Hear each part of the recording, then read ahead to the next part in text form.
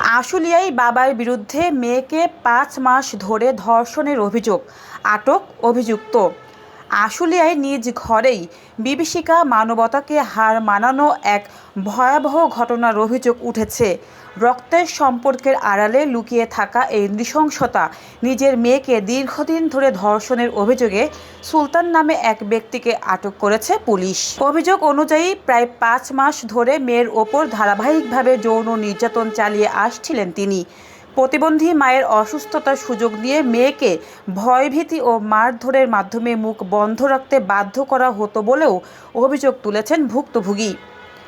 সোমবার সকালে আবারও ধর্ষণের চেষ্টা করলে কৌশলে বাসা থেকে বের হয়ে কর্মস্থলে গিয়ে সহকর্মীদের কাছে সব ঘটনা খুলে বলেন তরুণী।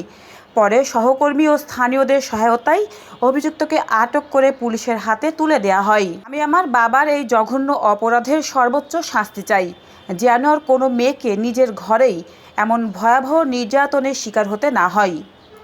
স্থানীয়দের অভিযোগ, অভিযুক্ত ব্যক্তি তার প্রতিবন্ধী স্ত্রীকেও দিয়েও ভিক্ষাবৃত্তি করাতেন।